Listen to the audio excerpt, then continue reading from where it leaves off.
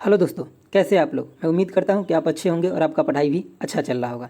चलिए, ये हम जो क्यूक रिवीजन सीरीज का जो पार्ट देख रहे हैं वो आज 7वां पार्ट है और ये भारत का भूगोल चल रहा है। अभी घटना चक्र से जो भी रेलवे के सभी परीक्षा में पूछा गया है वो क्वेश्चन है और ये आज लास्ट पार्ट है। कल से जो चलेगा वो विश्व का भूगोल चलेगा। ठीक है, तो चलिए हम देखते हैं क्वेश्चन को क्या है। देखिए, पहला क्वेश्चन क्या कर रहा है। पहला क्वेश्चन कर रहा है आपका कि भारत में कितने बंदरगाह हैं। तो ये आप 12 की जगह यहाँ पे 13 कर लीजिएगा। ठीक है, अभी जो प्रधान बंदरगाह है भारत में वो 13 है और 135 जो है अप्रधान है और जो छोटे छोटे लघु हैं वो 190 के आसपास है। चलिए नेक्स्ट क्वेश्चन देखते हैं। नाहवा सेवा बंदरगाह परियोजना कहाँ स्थित है। तो ये मुंबई में है। ठीक है, आगे देखिए। भारत का बड़ा बंदरगाह निम्नलिखित में से कौन सा विकसित हुआ है। सबसे बड़ा तो ये मुंबई है सबसे बड़ा। भटकल बंदरगाह स्थित है कहाँ। कर्नाटका में है भटकल बंदरगाह। भारत के पारादीप एवं कांडलापतन निम्न तट पर है। तो देखिए, सबसे पहले बात कि ये दक्षिण भारत हो गया। ठीक है, ये पूर्वी तट है। ठीक है, ये मतलब पूर्वी है और ये पश्चिमी है। ठीक है, तो आपका ये पारादीप जो है वो कहाँ पे है, यहाँ पे यानी कि पश्चिम बंगाल के आसपास है। तो ये कहाँ हो जाएगा, पूर्वी में हो जाएगा। ठीक है, पूर्वी में। और जो कांडला है ये गुजरात में है यहाँ पे, तो ये पश्चिमी में हो जाएगा। तो आपको ऑप्शन बी सही हो जाएगा। चलिए आगे देखते हैं। निम्नलिखित में कौन सा बंदरगाह मुक्त व्यापार क्षेत्र है। तो ये कांडला बंदरगाह जो गुजरात में है। मारमा गोवा बंदरगाह मुख्यतः निर्यात करता है। तो क्या ये अयस्क का निर्यात करता है मुख्यतः। भारत के पूर्वी तट में प्राकृतिक बंदरगाह है। पूर्वी तट में पूछ रहा है तो ये हो जाएगा अपना पूर्वी तट। ठीक है, तो पूर्वी तट में यहाँ पे है आंध्र प्रदेश में विशाखापट्टनम में प्राकृतिक बंदरगाह। विशाखापट्टनम प्रसिद्ध है किस लिए। तो ये जहाज के निर्माण के लिए विशाखापट्टनम प्रसिद्ध है।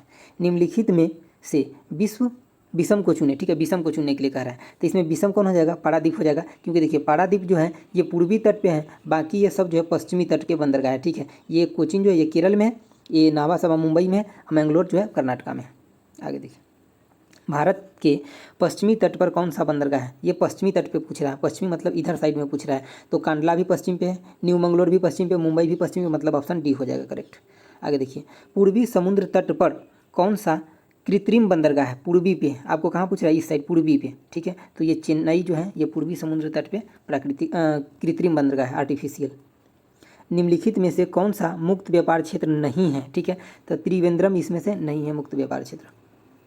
भारत का सर्वश्रेष्ठ प्राकृतिक बंदरगाह है। देखिए, आपको सबसे इंपॉर्टेंट पूछे, सर्वश्रेष्ठ पूछे या सबसे बड़ा पूछे, इस सब में मुंबई आंसर होगा। प्रमुख भारतीय बंदरगाहों में कौन प्राकृतिक बंदरगाह नहीं है। तो पारादीप जो है प्राकृतिक बंदरगाह नहीं है, ये आर्टिफिशियल है। ठीक है, कृत्रिम। आगे देखिए, इसको मिलान करने के लिए आपको बोल रहा है कि कौन सही सुमेलित है। तो देखिए, गुलबर्ग जो है इसमें वो कर्नाटक में है, ये सही है। बाकी मिदनापुर ये गुजरात में नहीं, वेस्ट बंगाल में है। मैं यहाँ पे आपको मिला दी। वर्धा जो है ये गुजरात में है और कोचीन जो है ये केरल में है। ठीक है, आगे देखिए, भारतीय जलवायु कहलाती है क्या कहलाती है। तो उपोष्ण कटिबंधीय मानसून कहलाती है। ठीक है, आगे देखिए, भारतवर्ष के किस क्षेत्र में न्यूनतम वर्षा होती है। तो देखिए, मतलब लद्दाख में सबसे न्यूनतम वर्षा होता है, लगभग 9.2 सेंटीमीटर ही होता है। भारत में सबसे कम वर्षा कहाँ होता है। तो ये लेह में होता है। भारत में सबसे कम वर्षा वाला स्थान कौन है। तो लेह। देखिए, कई बार क्वेश्चन आया है थोड़ा थोड़ा चेंज करके। देखिए यहाँ पे क्या पूछ रहा है, निम्नलिखित में किस क्षेत्र में ग्रीष्म मानसून के दौरान अधिकतम वर्षा होती है। तो ग्रीष्म मानसून के दौरान जो अधिकतम वर्षा होता है ये होता है उत्तर पूर्व में होता है, यहाँ पे होता है। ठीक है, तो उत्तर पूर्वी पहाड़ी क्षेत्र में होता है, यहाँ पे होता है। ये हो गया उत्तर अपना, ये उत्तर हो गया और ये पूरा हो गया, तो यहाँ पे होगा। ग्रीष्म ऋतु में तीव्र गर्मी एवं निम्न दाब के कारण विषुवत रेखा पार कर आने वाले मानसून। तो विषुवत रेखा जो पार कर मानसून आता है वो दक्षिण पश्चिम मानसून है जो इधर केरल साइड में आता है।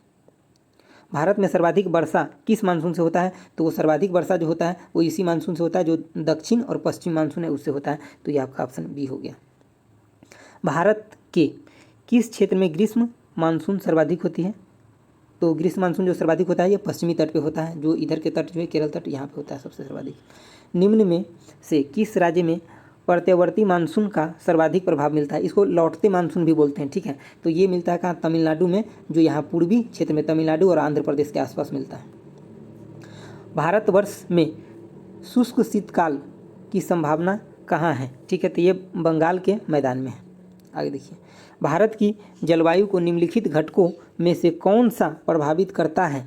तो ये सभी करता है प्रभावित। हमारी भूमि की जो भू आकृति है वो भी प्रभावित करता है, हिमालय है वो भी प्रभावित करता है, विषुवत रेखा की समीक्षा है वो भी प्रभावित करता है। तो इसका ऑप्शन डी हो जाएगा सही। आगे देखिए, तमिलनाडु में जाड़े के मौसम में वर्षा होती है, क्यों, क्योंकि यह नहीं, जो वर्षा होता है एक्चुअली क्वेश्चन में ऐसा होना चाहिए, वर्षा जो होता है वो कहाँ के मानसून से होता है, तो ये उत्तर पूर्व का जो मानसून होता है, यहाँ का जो मानसून होता है, इस मानसून से यहाँ पे वर्षा होता है, ये तमिलनाडु और आंध्र प्रदेश के नज़दीक। ठीक है, चलिए आगे देखते हैं।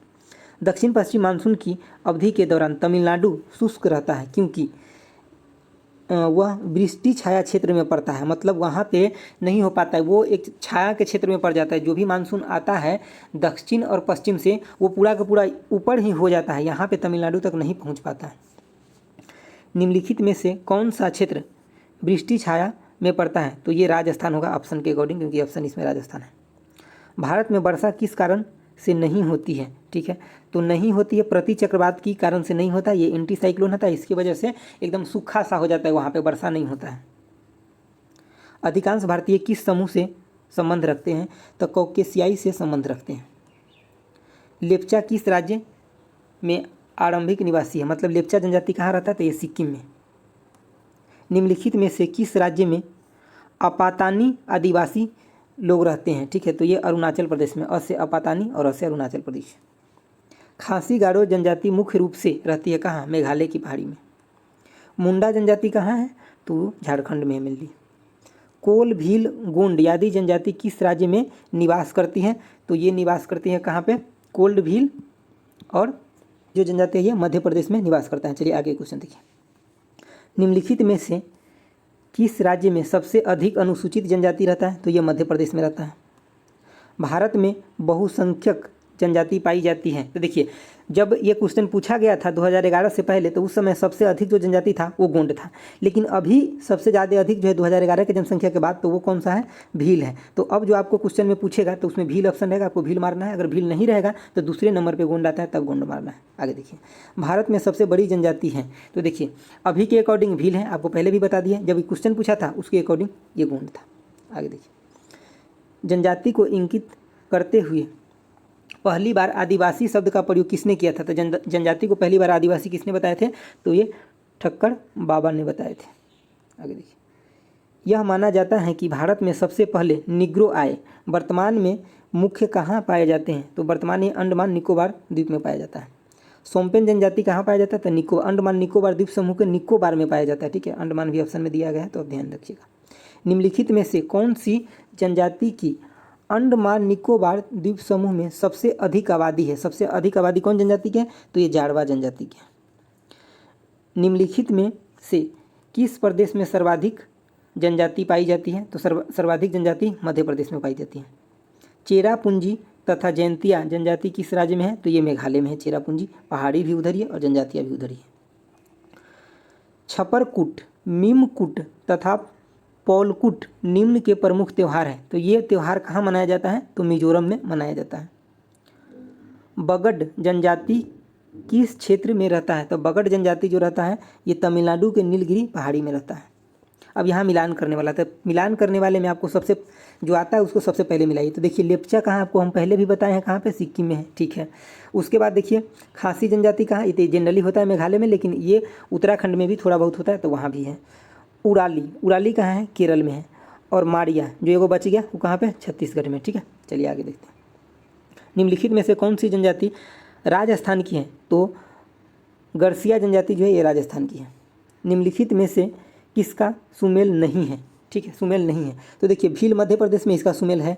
भोटिया जनजाति उत्तरांचल में है, इसका मतलब अभी उत्तराखंड में है, ये भी सुमेलित है। टोडा जनजाति नीलगिरी में, ये भी सुमेलित है। यहाँ टोडा झारखंड दिया है, तो टोडा झारखंड न होकर के तमिलनाडु में होगा। ठीक है, तो यहाँ पे ये सही होगा।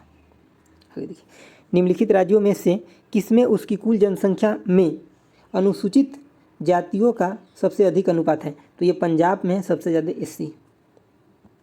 तो चलिए दोस्तों, आज इतना ही था, ये मतलब सीरीज का 7वां पार्ट था। अब ये भारत का भूगोल खत्म हो गया, कल से वर्ल्ड ज्योग्राफी यानी कि विश्व का भूगोल चलेगा। आपको कैसा लगा ये सीरीज जरूर बताइएगा, क्योंकि रिवीजन है इसीलिए ज़्यादा डिस्कशन नहीं करते। चलिए बाय, ओके, जय हिंद।